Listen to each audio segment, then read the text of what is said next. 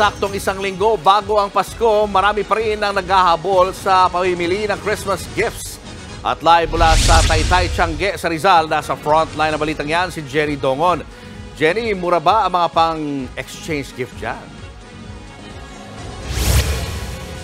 Julius, abay bagsak presyo na. Kaya sa mga naghahanap ng mga mura at want-to-sawang pagpipilian na panregalo ngayong Pasko, pwede po kayong pumunta dito sa Taytay. Dahil hindi lang murang panregalo ang kanyang ino-offer, kundi ang magandang Christmas on display na nasa aking likuran na first time dito sa kanilang bayan.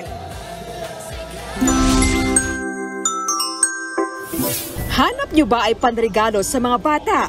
Para sa mga Gen Z, Millennials, para kina mama, papa, lolo at lola? Abay perfect ang tiyanggian na ito sa Taytay. Sa mahigit 5,000 tindahan, malulula ka sa dami ng pagpipilian. Si Eileen, dito agad sa damit ng mga bata ang diretsyo. Sa budget na 1,000 pesos, may 10 bagong damit na ang kanyang dalawang chikiting. Mas marami kang mabibili pag dito. Magkano yung budget mo dito? Siguro po yung 1,000 ko, sobra pa. Sa halagang 50 pesos, may bagong polo ka na. 200 to 250 sa polo shirt. Damit pang bata, nagkakahalaga ng 50 hanggang 250 pesos. Meron ding sapatos, bag at marami pang iba. Pwede pang tumawad.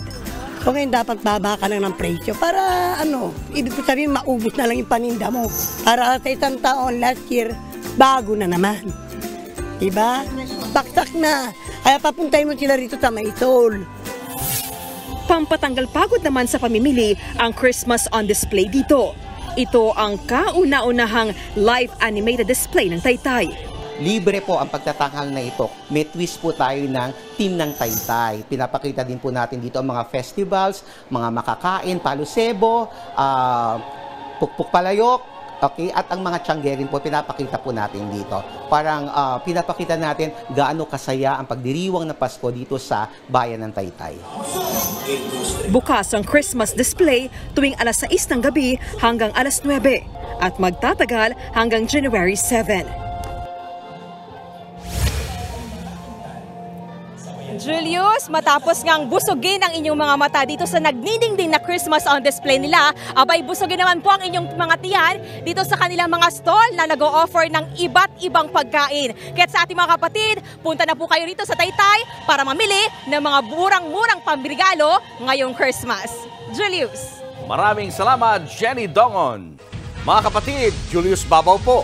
Huwag maging huli at maging una sa lahat ng balitaan. Para sa tuloy-tuloy na talakayan sa Frontline, mag-follow at mag-subscribe sa social media pages ng News 5.